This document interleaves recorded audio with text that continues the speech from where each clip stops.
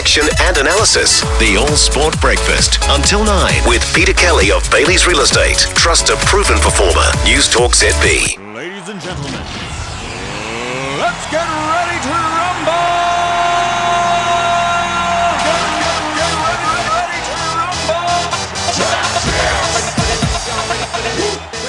Well, welcome back to Waikato's All Sports Breakfast, brought to you by Peter Kelly from Bailey's Real Estate. Big thanks to Bunge from Matamata Sports World.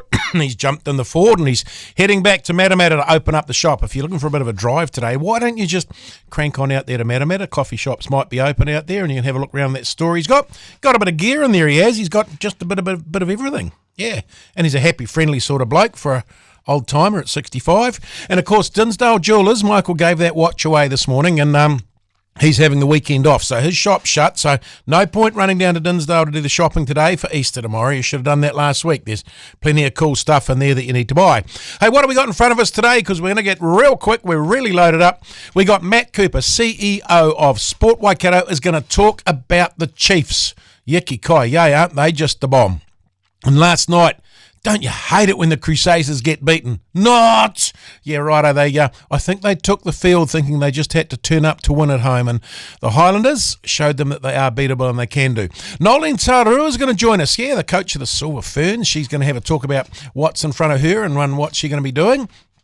Julia Ratcliffe, Oceania record holder, New Zealand record holder, and ranked about 4th in the world now in the hammer throw, 73 metres 55. She threw at the Nationals to win a gold from and beat Lauren. It was just Lauren Bruce. So they've been having a battle all year. It's really cool. Going to talk to Zoe McBride, a 25-year-old rower who we know's had some challenges, and she's decided to give up rowing and look after her health. So we never talk to her as well. What else we got? But Peter Kelly's going to try and float around and try and talk some sense with it as well. So righto, let's get into this. When we come back, we're going to take an ad break now. We're going to hopefully, by the wonders of modern technology, we're going to get hold of Matt Cooper. But what I do need to do is I need to say that today's show's all about a young man, 37 years, 364 days, Sam Cordwell from Morrinsville, raced the number 38 stock car out of Huntley. We had his funeral on Thursday and, rust got the better of him. Really, really cool guy, and thoughts go out to all his family, his mum and dad, and Amanda, Mark, Ben and Michelle, his brothers and sisters. My thoughts with you. At a huge send-off in Morrinsville on Thursday for the young man, and I've got to give big ups to Livingston Building because, man, you people are amazing, and what you did for Sam, I was just blown away at the service on Thursday that we ran. So, this one's for Sam. I think the family's headed up the Coromandel doing some fishing, but wherever you are, whatever you're doing, Sam, this show's for you. Saturdays are for talking sports. The All Sport Breakfast with Peter Kelly of Bailey's Real Estate. Trust a proven performer. Newstalk ZB.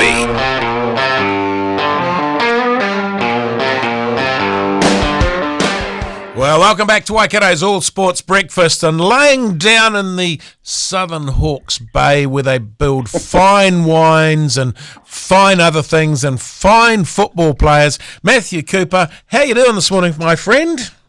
Yeah, very good, and good morning to you, Minty, and all the listeners. And I feel pretty privileged to be involved this morning. And you've got a pretty stellar lineup after me, Minty. Yeah, look, we're not ranking too badly at the moment. I must have done something right to attract a whole lot of good people to Sport Radio in the centre of Hamilton on a Saturday. Absolutely, and I've always got so much admiration for Noeline and what she's done and what she's doing, and then you think Zoe McBride in terms of her stellar career in rowing, and of course Julia Ratcliffe. I mean, who would ever forget what happened at Gold Coast, that beautiful throw, and the story behind that with her dad is special. So, looking forward to hearing them as well. Well, Matt, let's start off by talking about something that happened last Saturday night at FMG Stadium. They were written off for all and sundry beginning of season. They're on a losing streak. It was going to custard. They rolled the Hurricanes with a great second half.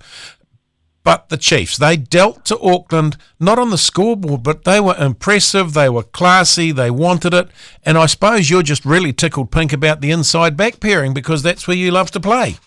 Oh, absolutely. I'm just really excited about what's what's evolving, and credit to obviously Anton Leonard-Brown. We know how good he is, but I just felt that was a turning point for Quinn Tupaia. I just thought Quinn was outstanding. He was hard. He was solid.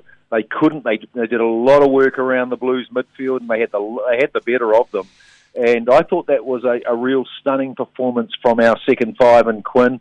But then it goes back to a lot of things. I mean, we've been wanting to see this. I mean, they haven't been far off in that losing stretch last year. They competed well, but it's all about trying to be very good at making those, doing those little things well. And we saw that in the second half when they came back down in Wellington, or a couple of weeks ago.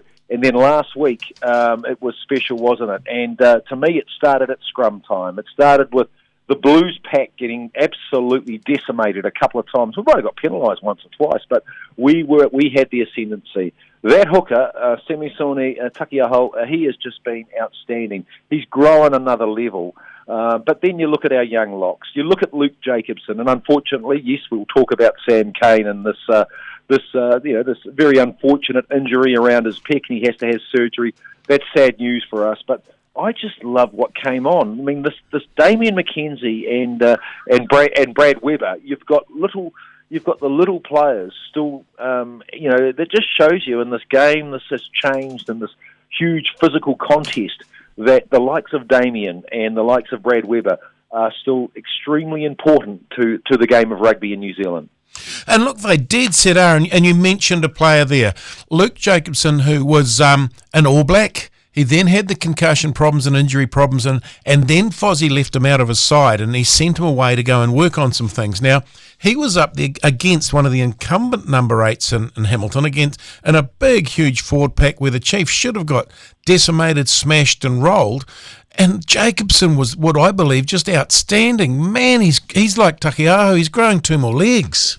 Yeah, and it was the break, wasn't it? It was the break right at the end, and I think that sums up Luke Jacobson's character. We all know that he's come through the ranks. We all know that he's had his issues around concussion, but there's always been something special around Luke Jacobson. We're starting to see it now, and the way that he finished, the break that he made that led to Damien McKenzie's try. That's only a small part of it. It's the work rate, it's the tackling, it's the amount of the work over the ball.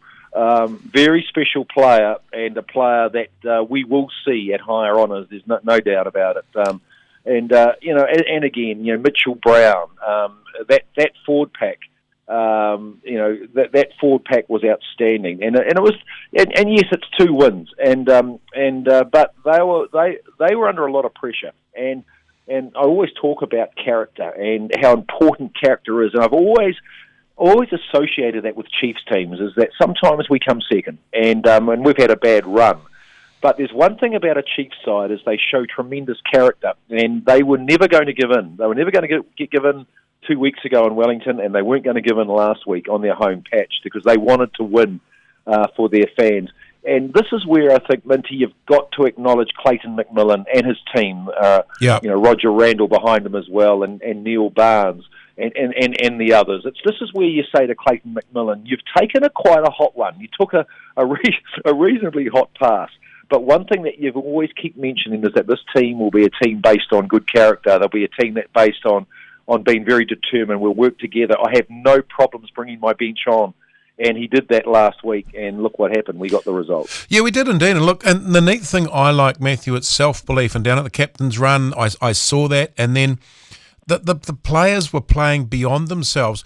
The Chiefs shouldn't have been able to stick with that Blues forward pack, and yet we outplayed them in damn near every position. You got Clark on the wing, who is just an absolute wrecking ball, and he got no pill. So the plan was good, but after the plan, the implementation of the plan was even better, and that's just what rugby's all about.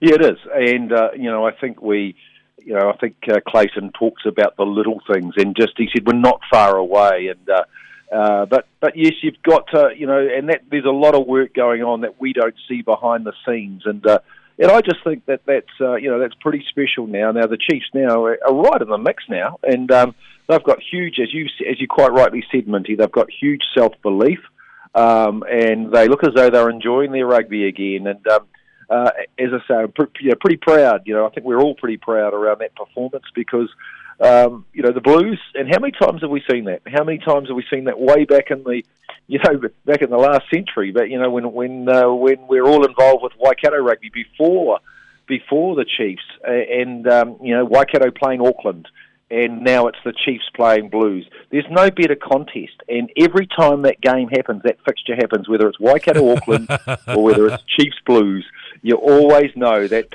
look out the boys from Bombay, you're in for a hell of a battle. Now, before we come to Sam Cane, I'm going to throw you back to your rugby playing career, and you were a kicker of goals, penalties in the first half, Auckland, Waikato. Would you have kicked for the corner and taken line-outs, or would have one of the captains rung across like Mitch walked across, slapped you in the air and said kick at the posts? Yeah, I was with some really, really strong rugby pundits at behind the post last week, my wife Catherine and my daughter Grace, and I turned to them, and even Grace said, "Dad, shouldn't they be taking the points here? They had 2 or 3 on offer." And I was hopeless because I'd always look at Mitch and say, Mitch, points, and that's what a goal kicker did in those days. I think there's always a balance, but I think, as Leon McDonald has correctly said, that when you knew that this was always going to be a tight game, and you look at the end result, 15-12, so you knew it was going to be tight. So ultimately, there wasn't going to be a lot in it, Minty. And so those are the games where sometimes we've got to go away from the year 2021 and always kick for the corner, particularly early in the piece.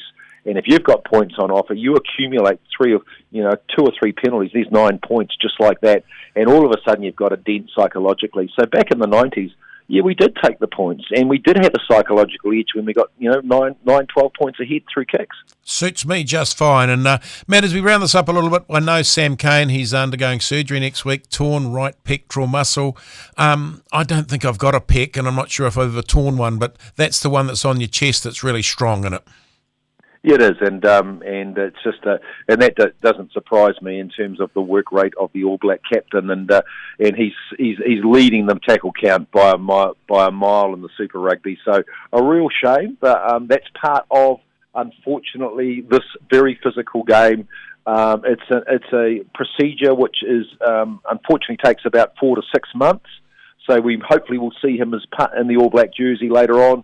But it's one of those things, particularly when you're a loose forward, in terms of the amount of impact and that goes on the body, particularly Sam Cane. So we wish him well. I mean, he's been outstanding. I'm so thrilled for him as the Chiefs skipper that he won down in Wellington in an amazing performance, and then on his beloved FMG Waikato Stadium, he led the Chiefs to a wonderful victory over the Blues. Yeah, and I think we knew he'd hurt himself, and he didn't want to come off, and didn't want to admit it. That's just how tough the bloke is, isn't it? Oh, he would have stayed on, and I know it was really, but he's obviously torn his pectoral muscle, and Sam Cane wanted to keep playing. It just sums up the person. Now, Coops, you went out, you trotted out the expressway out to Karapiro, and you looked at the Māori Cup, and now this is just one of the pinnacles, and we promoted it last week, said go and have a look. It's the pinnacle of youth sport in New Zealand, isn't it? Yeah, remarkable athletes, 2,800 athletes at Lake Karapiro, plus mum and dad.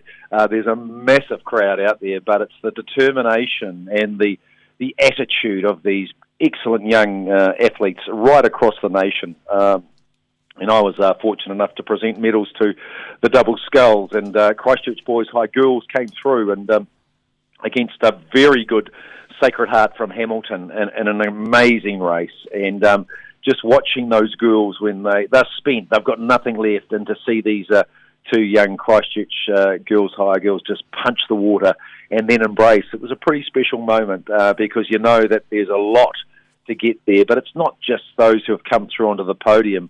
It's the environment, it's the vibe of Lake Karapiro, where all these very young, outstanding young people are probably learning a lot more than just rowing a boat. They're learning a lot about life, and certainly the sport of rowing brings that to them. So a wonderful event. Well done, Rowing New Zealand.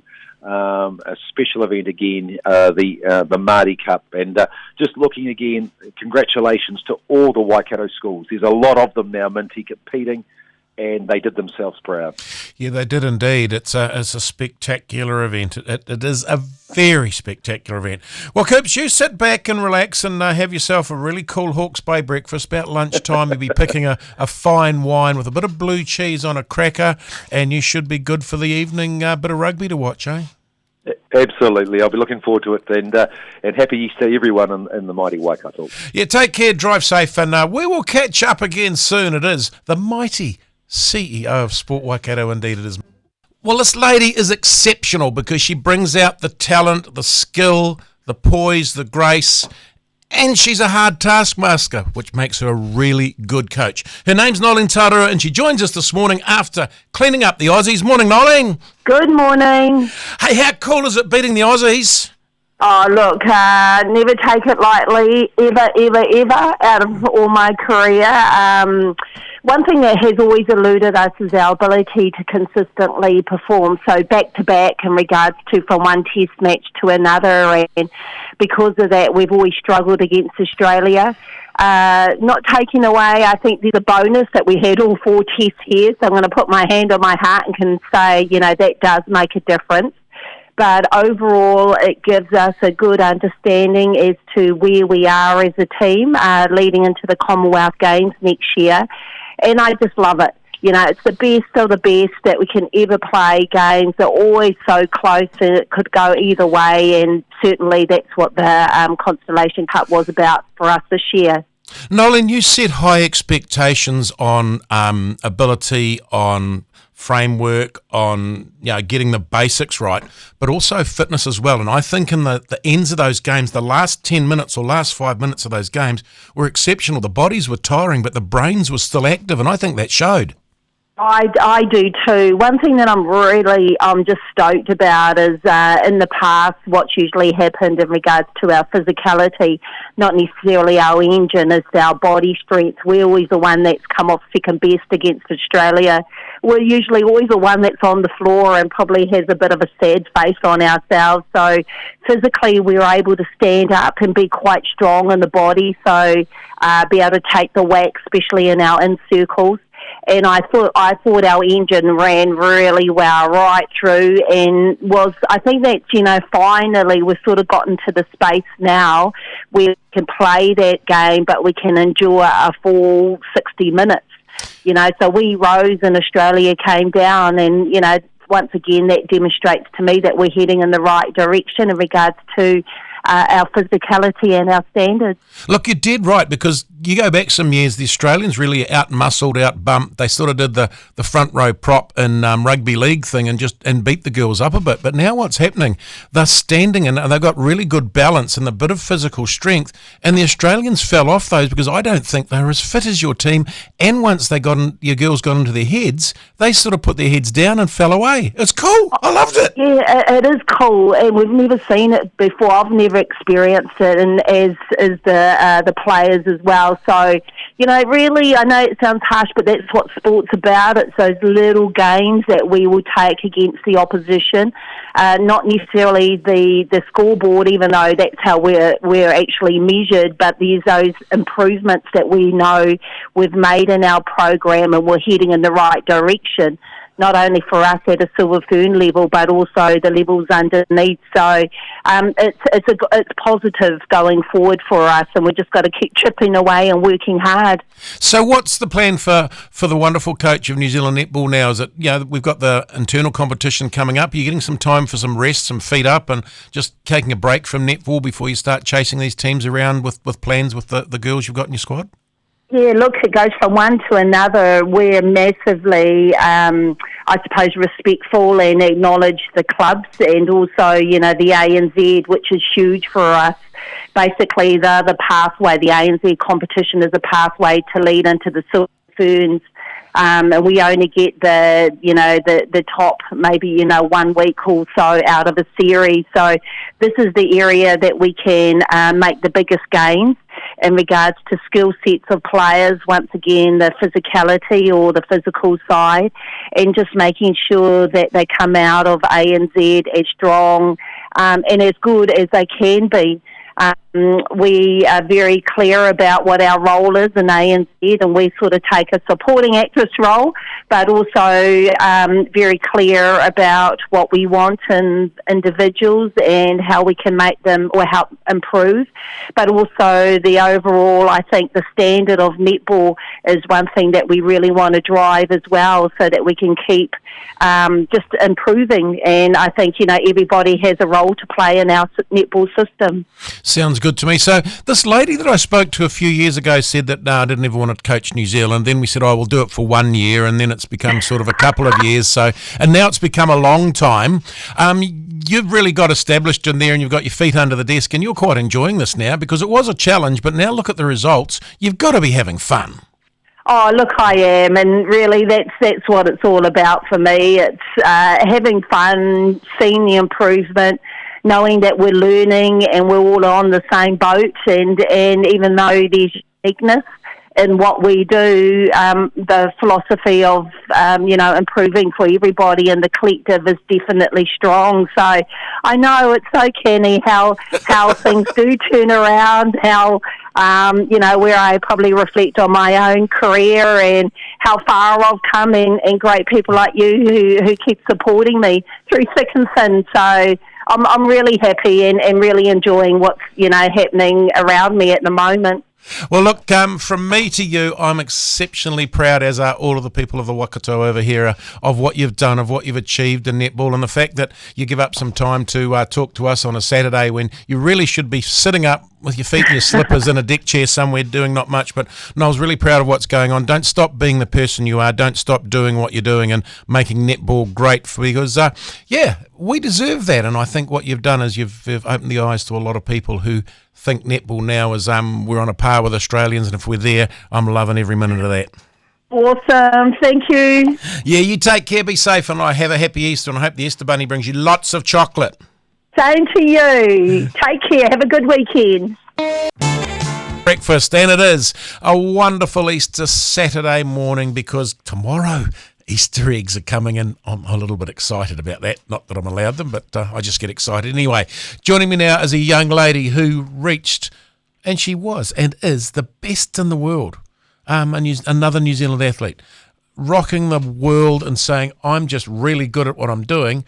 And her name is Zoe McBride. And we talked to her a little while back, because she was having some challenges in life, and she wrote a wonderful book and started to step out. But in the last couple of weeks, Zoe's decided that she's going to take a break and look after herself. And Zoe, good morning. And how are we on an Easter Saturday morning? Good morning. I am very good, thank you. I am also looking forward to some Easter eggs tomorrow morning. Now, this will be the first time you've been allowed a lot of Easter eggs and chocolate, and how long? Oh, I couldn't even say. I think over the past couple of years, I might have treated myself to one or two, but it's always been a strict number that I was allowed to have. So are we on the mega chocolate? Are we on the dark chocolate? You like the white chocolate? Which ones? Well, right now it's just feed me chocolate. Sit me in a corner and throw me chocolate. Well, my mum has sent me an Easter bunny, so that's milk chocolate, which I'm a big fan of. Yep.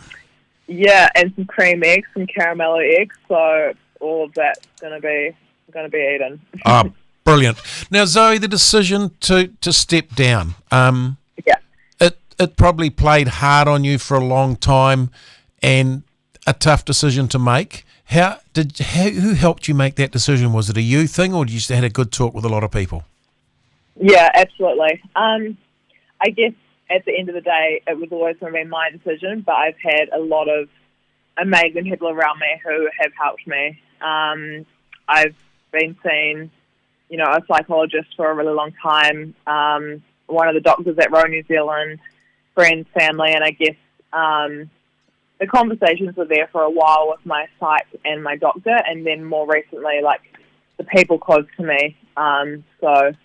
Yeah, it was definitely something that has been well thought out, I guess, and a lot of conversations around it. But, at the end of the day, it was also my decision, but fully supported. Isn't that the cool thing, though, that you reached a pinnacle in the world? You nailed it. You did that, and it's a rare thing for anyone to actually win New Zealand titles, let alone world titles. And it was the right time to say, hey, look, I don't know that I want to keep punishing myself trying to reach a weight that I forgot when I was about 11, I think, but 57 kilograms. That's not a lot of weight to carry, given that you're so tall.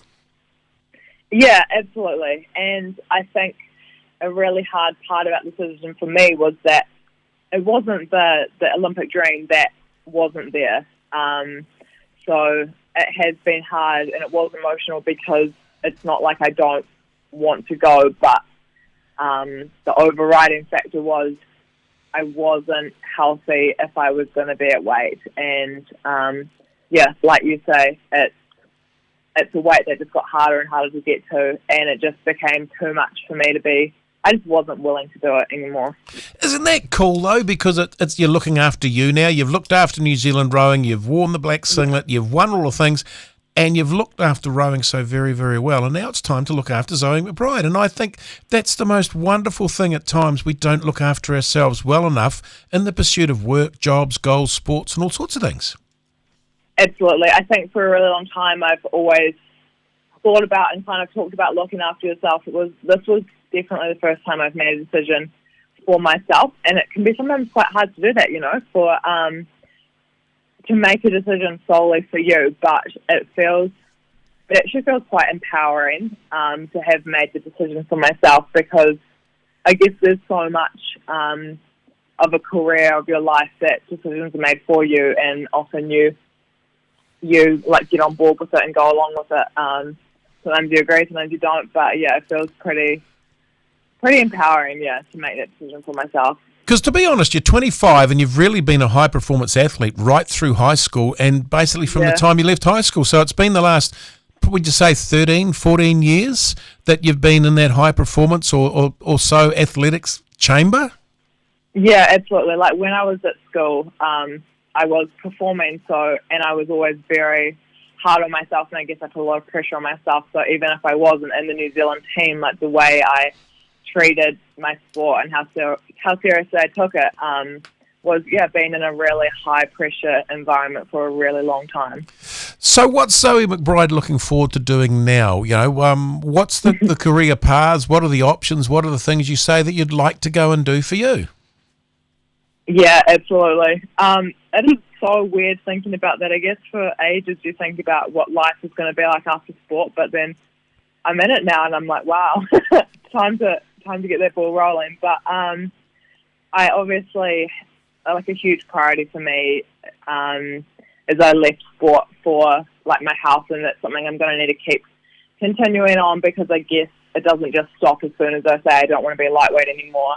There's still a lot of development I want to do in that area, and I guess a massive passion for me is that I am so passionate about wanting to help younger sports people and younger high-performing people find that balance, find those boundaries, set those goals, and I guess be able to make the decisions for themselves as well while in their sport. So I guess that's a bit of a project of mine that I want to work on, because I feel like I've learnt so much through sport, and I really want, I guess I've taken a lot from sport as well, and I want to be able to give back now, and I feel like it's my time that I'm going to add more value from what I've learnt than, still competing.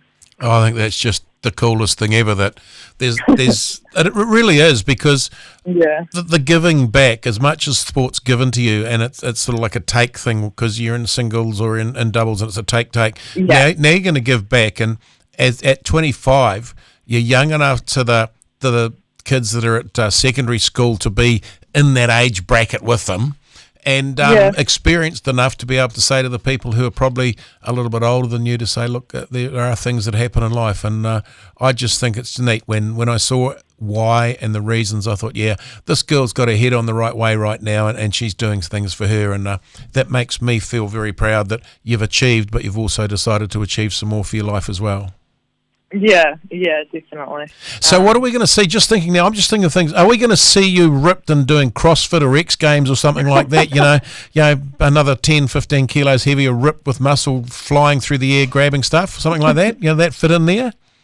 Honestly, I'm open to it. I've always, thought about CrossFit. I'm also, What? Yeah, I don't know. I mean, I'm not a high-performance athlete anymore, but the athlete hasn't been taken out of me, so I know that I'm going to set some ridiculous goal and go for it. But, yeah, I mean, I love that, and I love sports, so I'm going to keep promoting that and doing it for myself. But who knows? Maybe I'll see me at CrossFit Games. Look, I know one thing you're not going to miss. You're not going to miss 20 kilometres on a cold, frosty Waikato morning on the boat. 20 kilometres plus? No, I'm not. You're not going to miss doing the 40k rows and the big bike rides, and you're not going to miss any of that. But you will, but you won't, eh? Yeah, absolutely.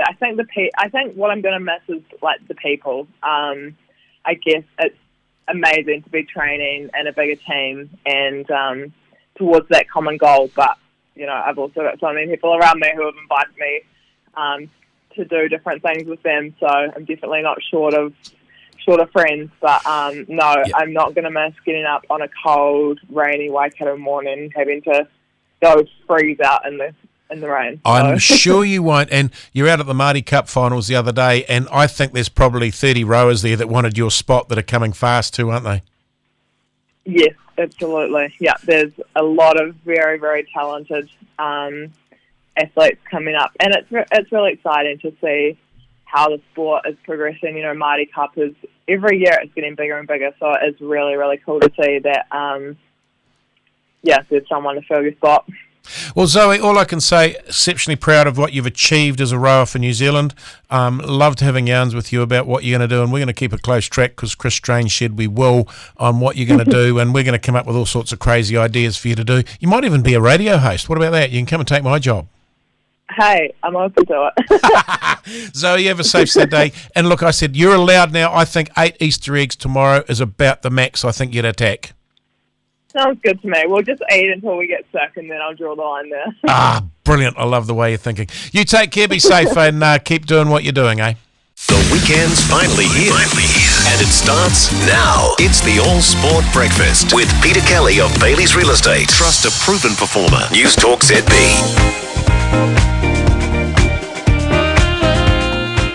Well, welcome back to Waikato's All Sports Breakfast. And it's not very often I get to talk to an Oceania record holder, a New Zealand record holder, a New Zealand title holder who threw 73 metres and 55 centimetres because they're important in the hammer. Julia Ratcliffe, how cool are you? Hey, Minty, how you doing? Oh, look, I was just bloody excited when I watched what you did the other day. I watched the hammer and I thought, wow, this is looking really cool. And then all of a sudden you leached to 73.40 and a little wry smile. How good did that feel? Oh, honestly, at the time, I was just really thankful that I'd managed to get a fair throw out, so I had to stay in the circle and get it between the little white lines. And so last time I was down in Hastings, did not manage to do that and fouled out of the competition. So that was our first order of business, was get a mark on the board, and it was a good mark. Julia, I watched you at Pirate Stadium, and it just wasn't quite happening, and it was for Lauren. And what is it, the difference between that 1 metre extra? Is it the timing? Do you know when you're winding up it's going to be a cracker? Oh, it's definitely like a mixture of balance and speed. So you can't try too hard, but you've got to be going basically as fast as you can, spinning around in circles. So, yeah, it's definitely a very fine line between cracking it and cracking out. So. Lauren, under immense pressure, the first two throws in qualifying hit the fence. How does that play with your head when you're doing that sort of stuff to try and just put one on the board? Oh, I was saying earlier that she just showed incredible composure to get that third one out and to make it through to the top 8. So that was incredible to watch as well, and I was obviously feeling for her because that was me the last time we met each other in Hastings, and so you can't be too pleased that somebody's having a bad day because we've all been there ourselves. But the thing was, the throw she threw in her third wasn't, I just thought she might chuck it 45, 50 metres and put herself into the top 8. She nailed the damn thing. Yeah, exactly, and that's where that composure comes through. But if you're kind of backing off and you're throwing out of fear to just get one on the board, often those ones foul out too, and so the worst thing you could do is back off at that stage. You just kind of have to double down and just try and make a few corrections if you can to your technique. So you're both off to the Olympics. What's the plan from here in? Have they given you a plan to go overseas and do some competition over there, or are you just going to sit back here and train like you have now? Oh, we've got a pretty good setup here in Hamilton, so we're just going to kick back and keep training for the next 4 months. There's a couple of competitions lined up in Australia for people still trying to qualify, but obviously if we have to quarantine when we come back, that's 2 weeks out of training, so not quite worth it for us at this stage. No, it's not worth it. And, of course, you and Lauren, if you can, will you train together if there's that opportunity? They might do a training camp down in Hastings like they did last winter, so that's something that we'd definitely look at. It's always good to be around other athletes. It definitely motivates you, and just always some good banter going on, and makes it a lot more fun, especially if you're kind of stuck in the winter. A lot of us haven't done a full stint over the winter because we usually go overseas, so I think that might be one of the biggest challenges for us.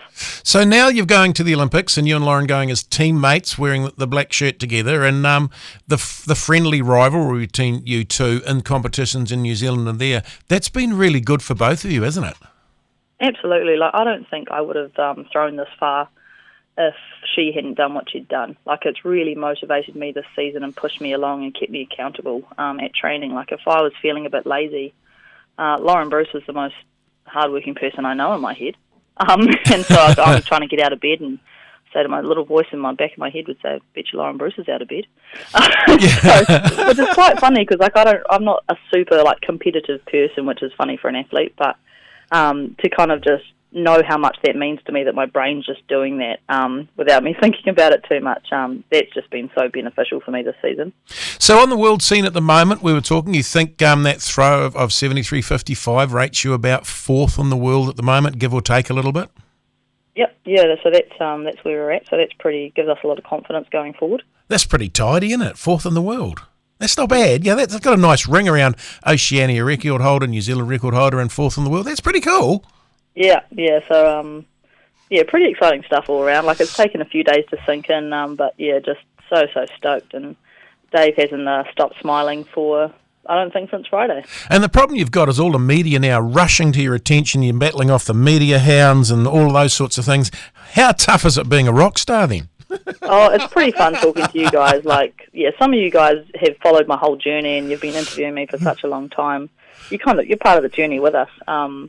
Yeah, so it's pretty cool to be able to share that with the rest of New Zealand as well. Righto, the pressure question is, and I've thrown this at Catherine Camp and people and like Camille and those sorts of people, how much extra do you think you've got in you? What's the next target of throw? 73.55? Is it a 74 metre or a 73.60 or what is it?